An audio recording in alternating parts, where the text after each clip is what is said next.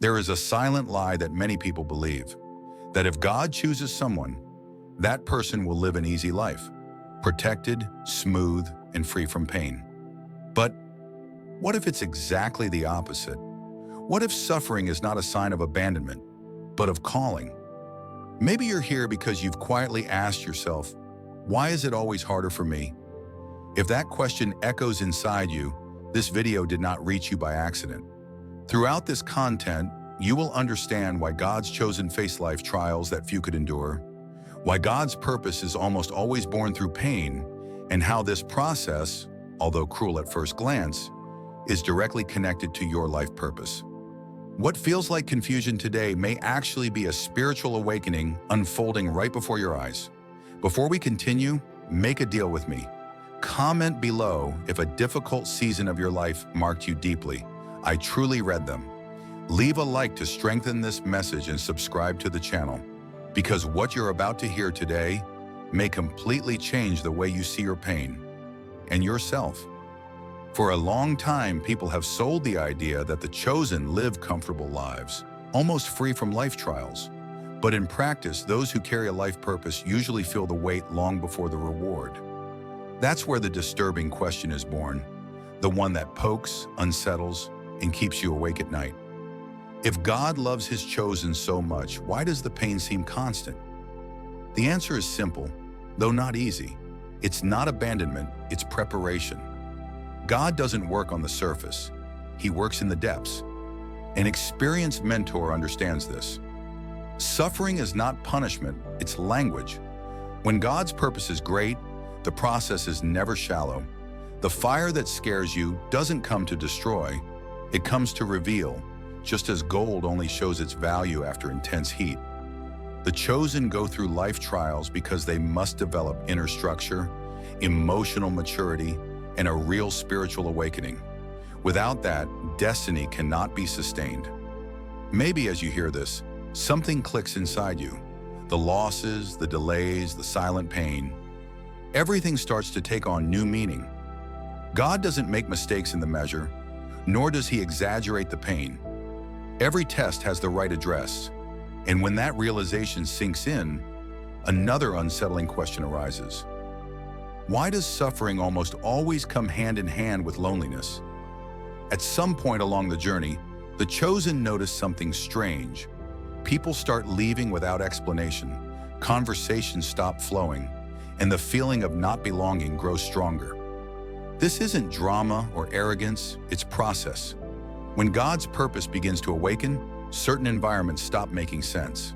God separates not out of cruelty, but out of care. Not everyone can walk alongside someone who carries a different life purpose. Isolation hurts, of course it does, but it works like a silent room where the mind organizes itself and the spirit matures.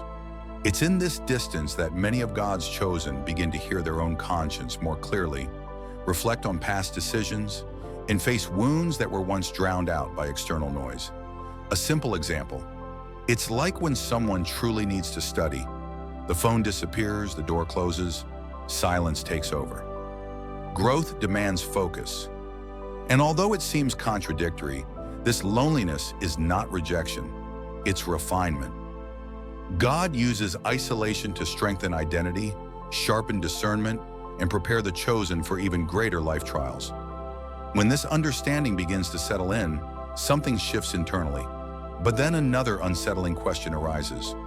Why do the battles continue inside, invisible to everyone else, even when everything and everyone is gone? There is a kind of pain that doesn't appear in photos, doesn't become dinner table conversation, and earns no applause. The chosen know this silent territory well. These are life trials that happen within. Heavy thoughts, emotional swings, nights that feel too long, and days when the heart feels tired before the body does. God allows these internal battles because it's in them that true spiritual awakening begins. Many believe strong faith means the absence of doubt, but a mentor knows the opposite is true. Mature faith is born when doubt appears, and the person chooses to continue anyway. God's chosen face mental and emotional conflicts because their life purpose requires clarity, self-control, and depth. It's like training an invisible muscle. No one sees the effort, but the one training knows how much it hurts. Reading quietly, reflecting, writing thoughts down, small practices like these help navigate the process with awareness. While the world demands visible results, God works in the invisible. Every anxiety faced, every swallowed tear, every moment of weakness strengthens a foundation few will ever have. When the chosen understand this, the guilt for not being okay begins to fade. But then an even heavier question arises. If everyone suffers, why does it seem that the chosen suffer more than others? At some point on the journey, the chosen realize something uncomfortable. The weight is never evenly distributed. While some advance with ease, they face longer, deeper, and often lonelier life trials. This isn't injustice, it's responsibility. Those who carry a great life purpose must develop the internal structure to sustain it.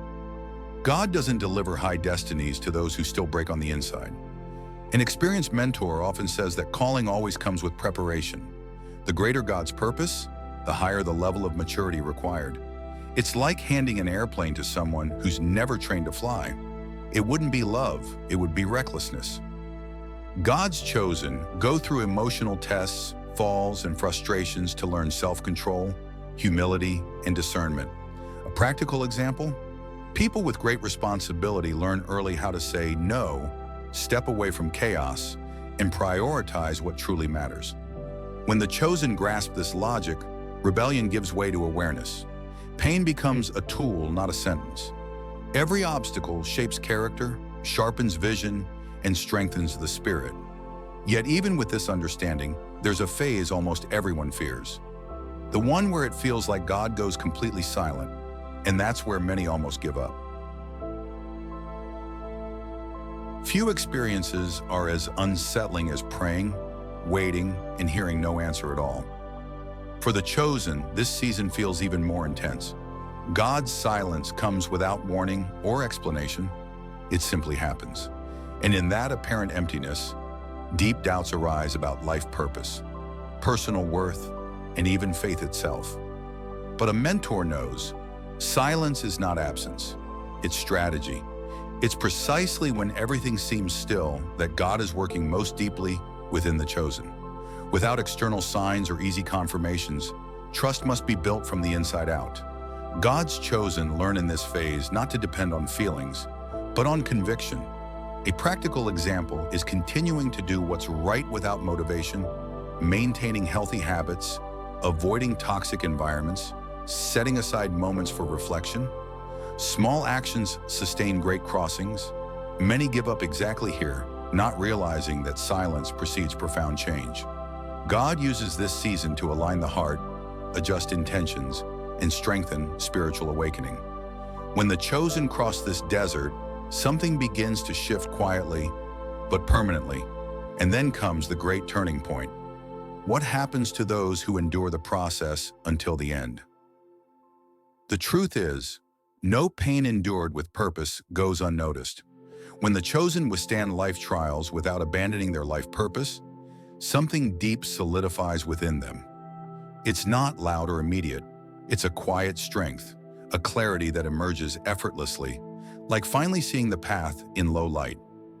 God works in the right time, not in the time of anxiety. After the process, the mentor notices the chosen no longer react the same way. What once hurt now teaches, what once confused now reveals. God's chosen act with more clarity, less impulsiveness, and greater emotional and spiritual authority. A practical example is how they handle conflict. Less explanation, less exhaustion, more firmness. It's not coldness, it's maturity forged in fire. This is when suffering begins to make sense. Spiritual awakening becomes evident in decisions, words, and even in silence. Those who endure access a new level of awareness where pain no longer defines identity. And yet, alongside this strength, signs emerge. Signs that were there from the beginning, confirming who truly is chosen. From early on, many chosen carry a hard-to-explain feeling, not fully belonging anywhere. This isn't ordinary loneliness, it's early awareness. While others move on autopilot, they question, reflect, and feel more deeply. This is one of the first signs of someone carrying a life purpose aligned with God's purpose. God awakens early those who must mature quickly. Another strong sign is pain that teaches more than victories. God's chosen learn through falls, mistakes, and frustrations, not because they fail more, but because they absorb more. Every life trial becomes a lesson, every loss a course correction. A simple example: while some repeat the same patterns for years, the chosen learn from the first blow and change direction, even if it hurts. There is also heightened spiritual sensitivity, almost uncomfortable. Heavy environments drain energy, shallow conversations exhaust, and silence becomes refuge. This spiritual awakening is no accident. It's preparation. When these signs begin to make sense, one inevitable question arises. What is all this pain trying to teach you right now, in this exact season of life? There comes a point when the chosen can no longer avoid their own questions. After so many life trials, inner silence demands answers. A mentor knows pain doesn't come only to wound, it comes to teach.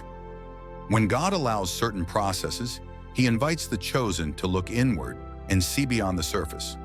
Life purpose reveals itself when reflection replaces rebellion. Simple yet profound questions change everything. What is this season shaping in me? Who have I become after everything I've faced? God's chosen grow when they stop asking, "Why me?" and start asking, "What for?" A practical exercise is writing these answers down slowly in a notebook, organizing thoughts and emotions. This habit clears the mind and strengthens spiritual awakening. What's fascinating is that the process has a deadline, but the growth remains. God wastes no tear, no difficult night, no honest doubt. When this awareness settles in, the way forward changes. And then comes the moment to speak, to share, to walk together, because no one crosses this process alone. After all this, it's impossible to pretend nothing was said. If you're still here, it's because something in these words touched your story. The chosen carry similar pain, even while living different lives. Life trials change form, but the calling remains the same: grow, mature, and align life purpose with God's purpose. God never awakens someone without reason. This is the moment to turn silence into connection. Many of God's chosen walk through battles believing they're alone, when in truth they're part of a collective path. Sharing experiences relieves, strengthens, and confirms spiritual awakening. Sometimes all someone needs is to read a comment and realize, I'm not the only one. That too is healing. So the question lingers, without pressure, but with truth. Are you facing a trial right now? If it resonates, leave a comment. Liking this video isn't just support for the channel, it's a sign this message found you. And by subscribing, you choose to continue this journey of awareness, step by step, alongside others who were also called. After everything that's been said, one truth stands clear. Nothing you lived through was in vain. Every life trial, every season of God's silence, every painful phase shaped who you are today. Suffering didn't come to stop you, it came to prepare you. Life purpose isn't born in comfort, it's born in awareness. And when you understand this, you stop seeing yourself as a victim and begin to see yourself as someone under construction. Now comes the unavoidable question, what will you do with all this? Will you keep fighting the process, or will you walk with it? God's purpose fully reveals itself only when the chosen decide to act differently, think differently, and position themselves differently. What habits must you leave behind? Who must you become to sustain the level God is taking you to? This is true spiritual awakening. If this message spoke to you, don't keep it to yourself. Comment below, which phase do you feel you're in right now? Subscribe and turn on notifications because this content isn't entertainment, it's direction. And remember, God's chosen are not those who suffer for nothing. They are those who carry a destiny far too great for a small structure.